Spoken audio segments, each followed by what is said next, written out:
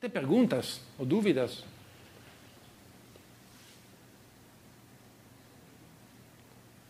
Observações? Eu queria saber só se, como é que é isso de você perguntar sobre essa casa que inaugurou a aula de hoje e dizer que a casa tinha sido demolida. Ah, é um clássico. É recorrente? Sim. Os projetos não existem mais? É um clássico. É um clássico. Eu acho que por duas causas. Depois quero saber também o Guilherme o que acha. Eu acho por duas razões. Uma primeira tem a ver com as casas. O Paulo tem uma relação esquisita com as casas. Eu dediquei uma aula às casas. Eu acho que a produção de casas do Paulo é top nível.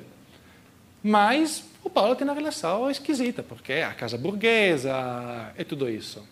Um pouco de vergonha de arquiteto de esquerda que faz casas burguesas, etc. Mas acho que esse não é o tema fundamental. Nesse caso, o tema fundamental para mim é que o Paulo, com a idade que tem um medo de descobrir que a casa foi modificada, foi... Então, prefere não saber e pensar que não existe mais, de que descobrir que tem um puxadinho na cobertura. Olha, eu falei para o Paulo, ele me falou que está demolida. Eu tinha encontrado no escritório dele, uma gaveta, uma planta com a localização da casa. Uma planta mal feita, meio ruim, mas tinha encontrado. Então, tentei em Google Maps de encontrar a localização da casa para ver se estava lá. Mas era um mapa mal feito, ou eu errei, eu não encontrei nada. Então, e foi só o ano passado que eu encontrei no escritório do Paulo algumas fotos recentes da casa. Então, eu estava lá, a secretária do Paulo estava lá, eu perguntei, mas que é isso? Não está demolida? Não está demolida. A senhora escreveu para o Paulo, queria que alguém publicasse essa casa. Tudo bem, me dá o contato. Eu falo para o Paulo, Paulo, mas então, a casa não está demolida. Como não? Está demolida. Mas Paulo, não, mas foi... A filha construiu na cobertura um predinho amarelo. Tudo bem. Eu fui lá, não tem. Então, voltei, Paulo, olha, mostrei para ele as fotos, olha, está bonita, está perfeita. Que bom, que bom. Ele ficou feliz. 6 meses depois, não, acho que eles construíram uma coisa, está totalmente... Não, mas Paulo, já te mostrei as fotos. Que bom, que bonita. Então, ele, acho que de verdade ele tem medo de descobrir que alguém estragou. Eu acho. Que ainda mais do que o problema da casa. É o tema e é compreensível. É uma parte dele. Não sei se você está de acordo. Eu estou, não. Eu queria só completar em relação a isso. Primeiro dizer que é uma sorte que tenha parecido um pesquisador com ímpeto de detetive. É preciso com o Paulo. Que não acredita no Paulo. Óbvio. Isso é fundamental. Eu não só já escrevi sobre ele, e etc., mas também trabalhei com ele como estudante no escritório e depois como um dos sócios do Metro, com o qual o Paulo trabalhou. E é engraçado que a gente vê, todo mundo que trabalha com o Paulo conversa e sabe, o básico, quando você trabalha com ele em projeto, é saber que é uma relação de paranoia, mais ou menos, assim, porque na hora do projeto, quem age como se literalmente, com quem faz o que era para fazer, sempre é. Ele está fazendo um projeto, está querendo interlocutor. O interlocutor não pode se colocar na posição óbvia.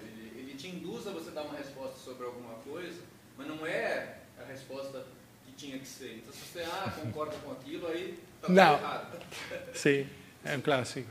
Então, conversar com ele em projeto ainda mais supõe níveis de teatro no bom sentido, né? Sim. Muito elevados, assim. Sim. É verdade. Eu nunca trabalhei com o Paulo e é uma minha peculiaridade. Acho que sou no sentido de que eu estou com uma relação diferente de que você com o Paulo. Eu estou digamos, em frente do Paulo. Você está um pouco em frente, um pouco do lado. É uma posição diferente, é a nossa vida que nos coloca numa posição um pouco diferente em relação ao Paulo. Mas uma vez, estava no escritório do Paulo, o Paulo estava fazendo um projeto, estava desenhando uma planta e me perguntou: quero saber o que você acha. Bonito. Não, fica aí meia hora, depois quero saber as suas críticas. Tudo bem. Então, fiquei lá, dei uma olhada e voltei. Paulo, muito bem, mas eu que faria assim, poderia... é muito interessante, mas... E, claro que ele tinha razão, é óbvio. Eu nem faço projetos, então, não tenho escritório, então, com certeza ele tinha razão. Aquela experiência foi interessante para ver o Paulo em ação, digamos, as razões.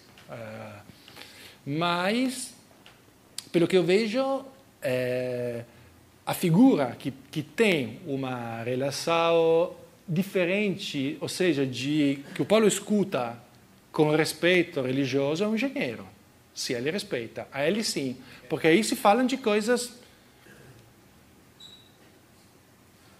objetivas, que depois na cabeça do Paulo objetivas são programáticas também. Mas tipo, o Rui é uma graça ver eles discutirem, porque em uma fração de segundo eles já estão pensando na solução técnica, sabem que 15 metros de balanço com aquele pilar pode ser, ou é demais, e aí sim, com o Paulo funciona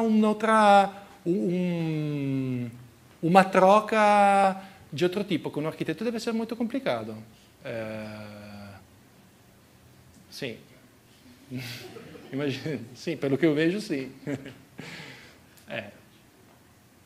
Sim. Deixa eu voltar um pouco do tema da aula passada. Sim. Falou da Praça Patriarca, né? Sim. Até uma pergunta muito simples. Eu queria saber assim, porque eu, passando por lá, eu observei que é uma praça que não tem nenhum banco para se sentar. Sim. Isso não vai um pouco... primeiro, eu acho que é uma coisa muito estranha, assim. Não só nessa praça, como em outras aqui em São Paulo. Sim. Um pouco esse tipo de coisa. Sim, é um clássico. Então, no lugar da praça ser um lugar para as pessoas ficarem, é um lugar só de passagem. Assim. Eu pergunto assim, na participação do arquiteto ali, existe ele fica limitado só mesmo naquela cobertura, ou, por exemplo, ele não tem nenhum poder de intervenção desse tipo de coisa? Olha, eu não sei te dar uma resposta, mas já que o Guilherme pode dar, porque estava no escritório do Paulo naquela época. Então, eu deixo a palavra a ele, mas só, pelo que eu sei... Então, todos os cliques que eu vi... Então, o Paulo não fez só a cobertura, a primeira coisa. Tinha que ser feita aquela cobertura do viaduto que não foi feita, mas na praça ele mudou a posição da escultura e refez totalmente a pavimentação. Então, não deixou a praça como que era, colocando apenas o portal. Fez mais coisas. Mas eu nunca, em croquis dele, para aquele projeto, vi desenhos de bancos. Então, eu não sei se simplesmente não era uma dos pedidos dos clientes, disso não faço ideia. Não sei se você sabe, eu não sei. Uma pergunta, na Praça São Marcos tem banco? Não. Não. É verdade. Mas na maioria nos campos de Veneza tem. É a única... Seria uma escala mais parecida. Sim, em geral. Não, é verdade que em São Paulo é estranho a falta de bancos. Para mim, europeu... Como? É provável, sim. Mas eu não sei se teve um debate entre ele e os clientes que ele queria colocar, eles não quiseram, ou não foi um pedido, ou o Paulo que não pensou, eu não sei. Sinceramente, não sei. Paulo gosta muito, ele sempre gosta de lembrar as defesas que o Niemeyer faz da Praça Seca, né? Que não é a pracinha bucólica, com árvore nem com banco. Sim. Que é a praça... Sim. Então eu não consigo imaginar o Paulo pondo banco. Sim. é verdade.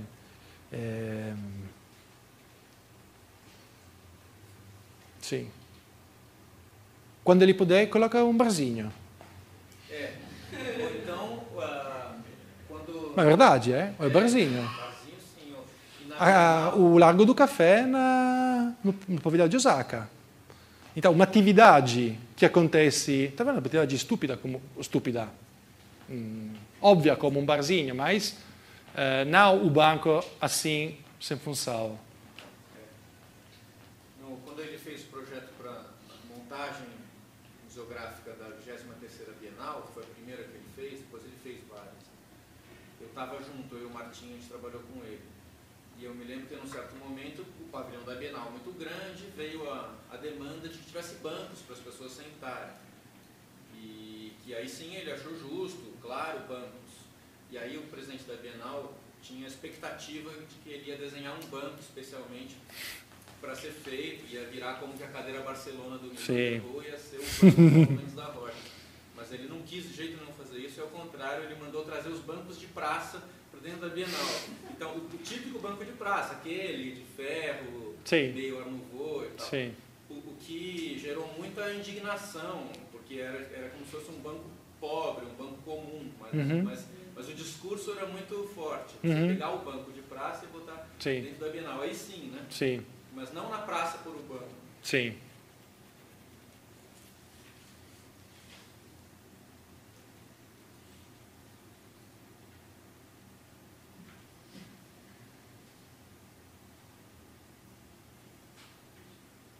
Outras perguntas? De forma geral, assim, você consegue explicar para a gente por que você escolheu Paulo Mendes? Para minha pesquisa ou para essas aulas? Não, para sua pesquisa. Olha, vou te dar uma resposta muito decepcionante, acho. Não, eu conhecia alguma coisa do Paulo antes de começar a pesquisa, porque, por exemplo, a Casabella já tinha publicado bastante coisa dele, então conhecia a Praça do Patriarca, a Pinacoteca, poucos projetos. E foi na encomenda de um editor. Então, quando eu comecei, fazia uma ideia muito vaga do Paulo. É o único livro que eu escrevi na minha vida, é a única pesquisa que eu fiz na minha vida que não começou com a minha paixão e estratégia, uma escolha. Foi o contrário. Foi uma sorte incrível. Mas eu gostava muito, mas um conhecimento muito superficial. E então, acho que não é uma resposta muito interessante. Todos os outros livros, eu quis fazer aquela coisa daquele jeito, naquela maneira, naquele momento, com aquela intenção. O livro do Paulo é o único que não foi assim. Mas é verdade. Sim. Você hoje acabou citando Veneza, quer dizer, fazendo esse paralelo com o trabalho de Montevideo. Você montou uma coisa, você mostrou algo que para mim foi surpreendente, que foi a citação do Rossi. O Paulo, da mesma maneira que ele talvez tenha lido o projeto de Utopia do Tafuri, ele leu o Rossi? Ou isso você não sabe? Olha, eu acho que não. Podemos dizer com certeza uma coisa. O livro fundamental do Aldo Rossi, que é l'Architettura da Cidade, o Paulo não leu. Não tem nada a ver com o mundo do Paulo. E é um livro chato, repetitivo. O Paulo nunca poderia chegar mais de página 15 daquele livro. Se alguém me emprestou, o Paulo não leu. Então, ainda que fique na casa do Paulo, o Paulo não leu. Não, são temas outros que não são de interesse do Paulo. A arquitetura do Rossi, acho que não interessa ao Paulo, também. É o teatro del mondo que interessa ao Paulo. E não é o projeto, a forma, o ottagonal, é arquitetura flutuante. Pronto. Aldo Rossi para o Paulo é arquitetura flutuante. Não tem outra coisa, acho. Você sabe se ele leu Gregotti, Território da Arquitetura? Porque aí é o território... Sim, claro. Eu acho que não leio, mas essa aqui já poderia ser uma leitura de interesse do Paulo. Eu nunca encontrei algum indício disso. Eu acho que não, mas poderia ser.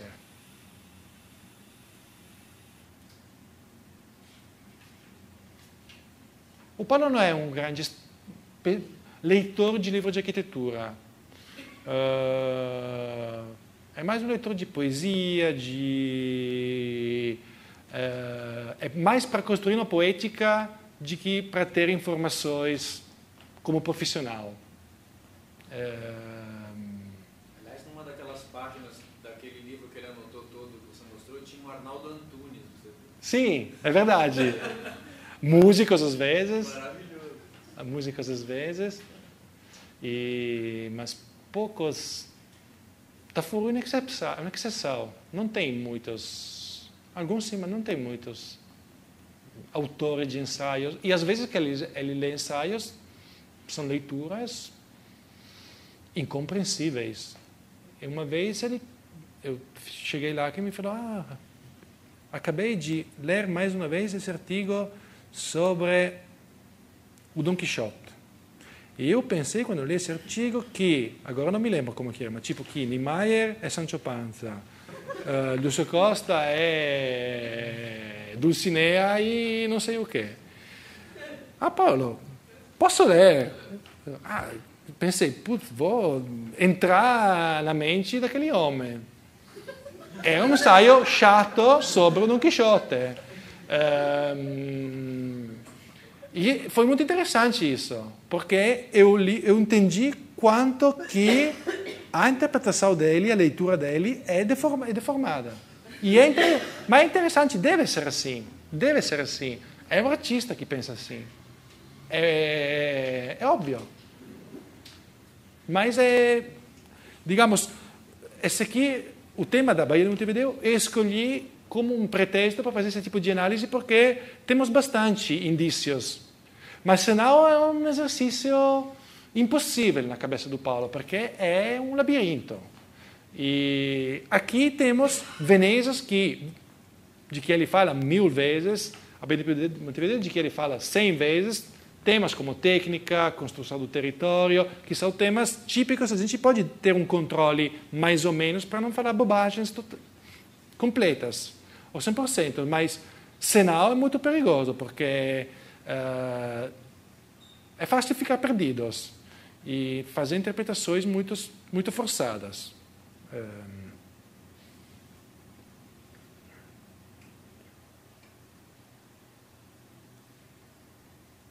Quando a gente pintou no chão, em Vitória, naquela exposição, isso, volta.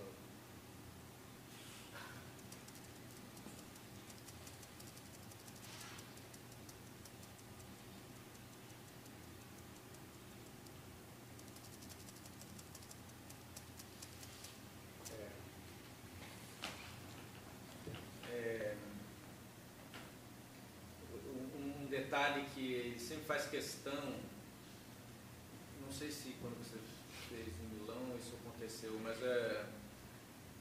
porque é uma janela, né? Essa baía, você pode rodar ela e enquadrar nesse retângulo maior como for necessário, mas ele sempre quer que o norte esteja no norte real. Não sabia. É bonito isso. Não sabia. Então isso é implantado como se isso... Com a orientação certa.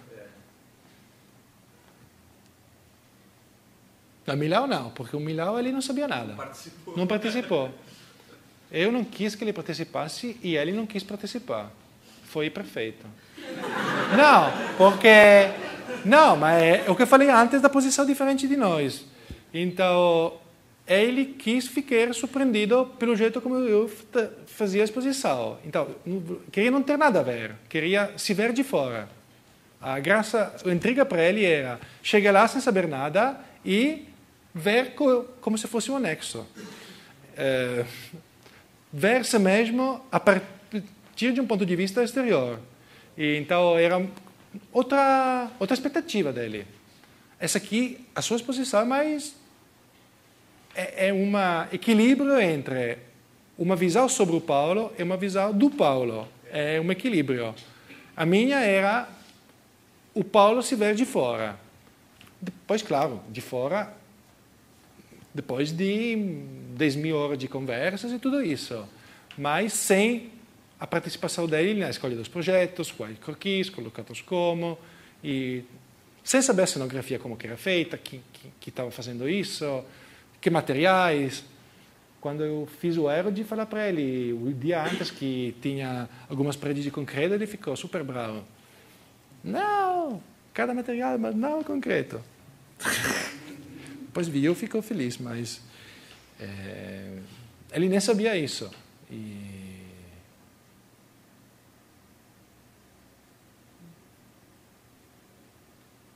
que você acha da cidade do Tietê? Pergunta útil, porque eu não estou dizendo que esse projeto para a Baía de Montevideo é um projeto particularmente bom e particularmente importante. Não é por isso que eu escolhi esse projeto. Eu escolhi esse projeto porque permite de fazer um discurso. É outra coisa. E eu acho que, em geral, os projetos do Paulo de tamanho urbano não são os melhores.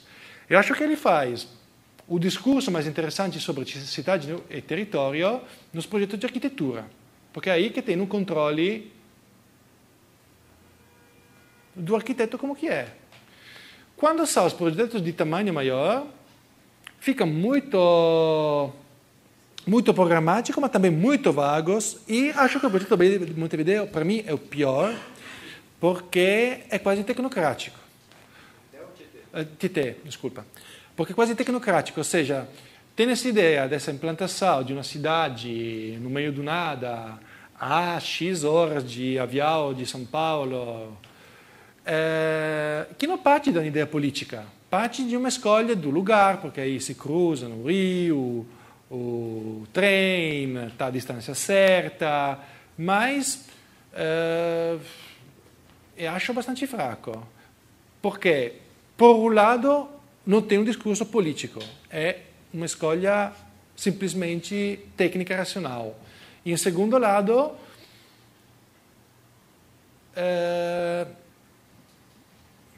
acho que tem a fraqueza de alguns dos últimos projetos do Paulo. A gente nunca não teve tempo de discutir sobre um tema importante.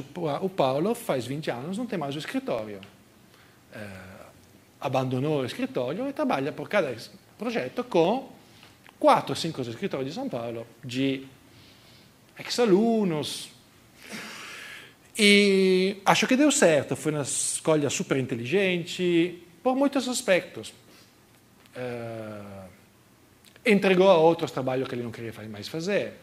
Mas, por outro lado, envolveu outros e deu a possibilidade a esses outros de fazer coisas importantes. Criou uma turma de, não alunos, mas de arquitetos, mais ou menos da mesma geração, que acreditam em alguns temas em comum. Então, acho que foi uma operação inteligente e positiva para ele e para os outros. Mas, claro, que não é que é positiva ao 100%. E acho que o aspecto mais positivo, mais negativo, pelo menos em alguns projetos do Paulo, é o que dá para ver nos projetos mais... para mim, os projetos piores dos últimos anos são os projetos articulados em uma multiplicidade de prédios. E tipo Universidade de Vigo, ou a Fundação Getúlio Vargas. Porque...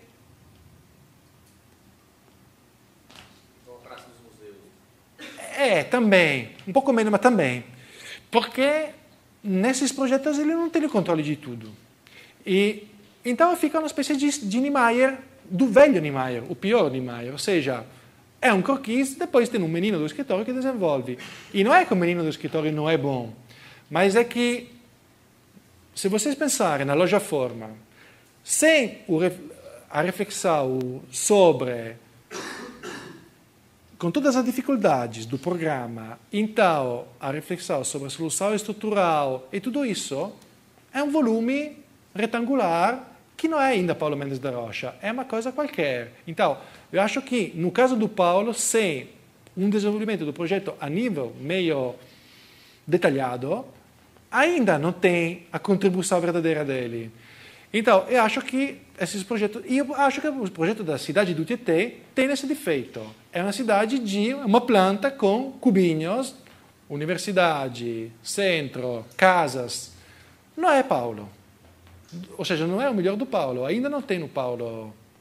Então, eu acho que, paradoxalmente, a reflexão do Paulo sobre o território, é por isso que o nome do meu curso é... talvez a gente pode agora considerar isso. Finalmente, estava me esquecendo. Não, errei.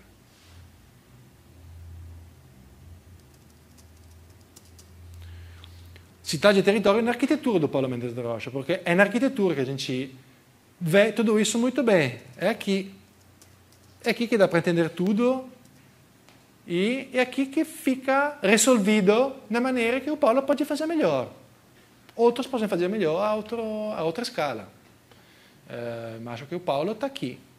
Não só aqui. Acho que o vídeo do Pedro Cocchi, que alguém de vocês assistiu sobre o Cais das Artes, mostra um projeto de outro tamanho, mas é sempre um projeto de arquitetura, não é um projeto de cidade, é um projeto de uma arquitetura de grande nível que se relaciona com a Bahia toda, mas a partir de um terreno específico daquela cidade.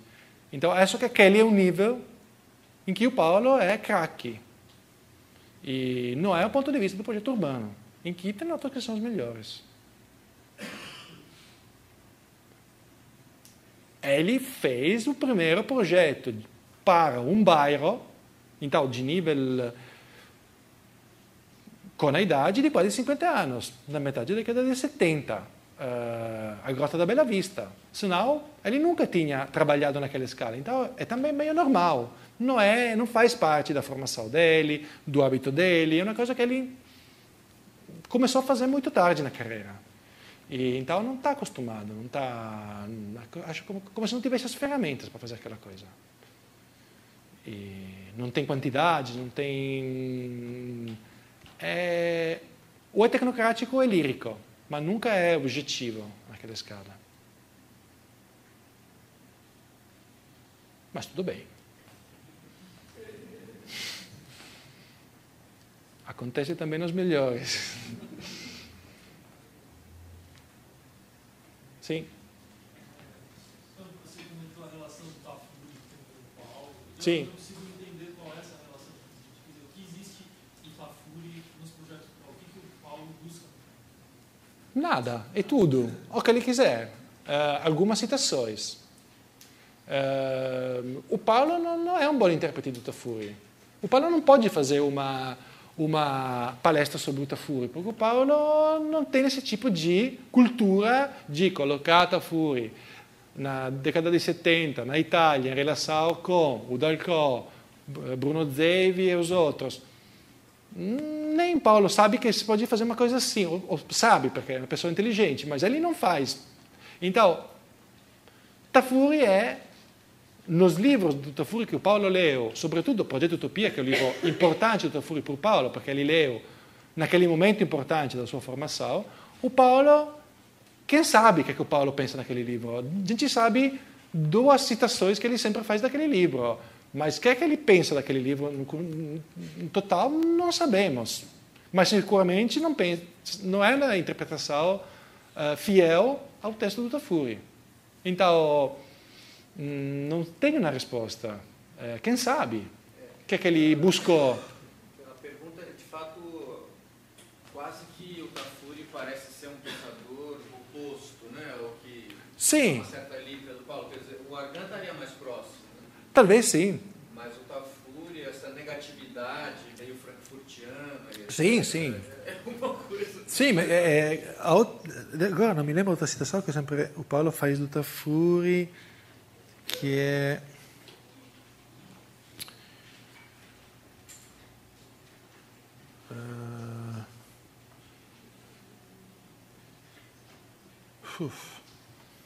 É tipo, agora não estou me lembrando, mas sobre a outra citação típica, que é a citação que ele fez a primeira vez que foi no escritório dele, é sobre a impossibilidade de fazer arquitetura agora. E feita por um arquiteto é absurda. Não sei como Paulo consegue citar aquela frase fazendo um arquiteto. E, claro, não é um autor perto do, que a gente poderia imaginar que seja perto do Paulo, que seja afim. Ele buscou alguma coisa e construiu uma outra. Fez uma...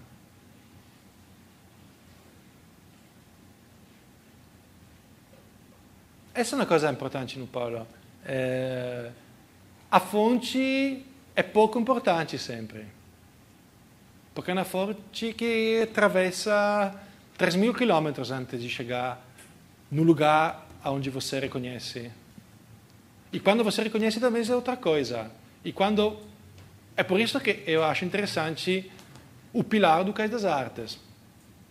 Se tiver Veneza lá, é uma Veneza inventada. Não é a Veneza. E o Paulo não sabia que aquela era a Veneza. Mas no raciocínio dele, se eu entendi bem, aquela é Veneza. Mas não é Veneza. Não é que ele pensou, vou fazer Veneza, então coloco o pilar no meio da água. Não tem esse raciocínio lógico. Não é lógico o raciocínio. E a estrutura dessa casa não é nada lógica também. Curiosa, né? 4 pilares juntinhos e uns 4 pilares. Essa aqui dá para ver muito bem aqui. Tem 4 pilares que ficam muito perto e balanços de 6 metros, acho. Mas aqui... acho que foi simplesmente para... Então, nas pranchas que eu vi, tem pouquíssimas pranchas. Eu encontrei nos proprietários 3 pranchas, xerox de pranchas, então eu não sei exatamente como que era a rocha que estava ali antes, mas eu pensei que era a única posição que poderia ser feita as fundações. O proprietário era engenheiro calculista de fundações. E depois se tornou psiquiatra. O Paulo acha que seja doido, porque um cara que era engenheiro, que se tornou psiquiatra, deve ter grandes problemas. Só por isso,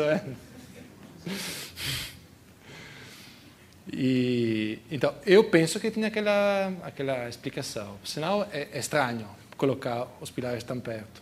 Não, é um gasto de ferros e de...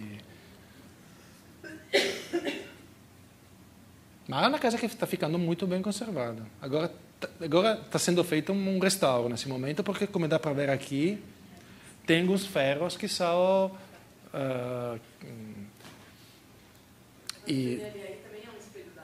Sim, sempre, quase sempre. A partir dos 60, mais ou menos, quase no começo, o Paulo quase sempre faz a cobertura com esses 10 centímetros de água que servem para isolar do ponto de vista térmico, naturalmente, mas do ponto de vista da impermeabilidade, porque sempre está molhado, então a borracha, qualquer material, não tem deformação nenhuma, e na cabeça do Paulo, porque assim, com a água, o concreto não termina, depois de 28 dias, a melhorar suas propriedades, mas continua por sempre melhorando. Em 8.000 anos vai continuar a melhorar. Então não, é verdade, não tem borracha, é só concreto, é verdade, você tem razão. E a coisa engraçada é que, sim, é verdade, óbvio. Errei. E a coisa interessante é que o problema que surgiu é que a dengue. Então o Paulo teve que encontrar o peixinho que come, o tipo de peixinho que come... sim. Essa aqui é técnica inteligência. É o quilau. Encontrar o peixinho é o quilau. É exatamente isso. E também, essa aqui é uma pergunta, obrigado, é o tema da nossa aula de hoje.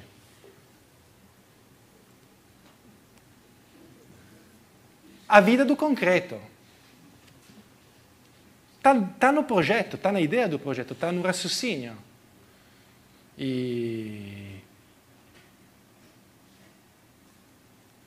é lindo ver a ilha, a natureza, a paisagem e perto dela a inteligência.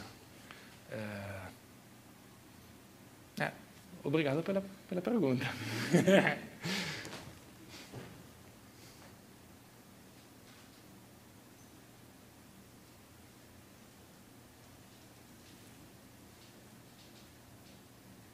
In quasi todas as casas do Paulo é assim uma cobertura. Agora são 10 horas. Tá? Então, obrigado e até.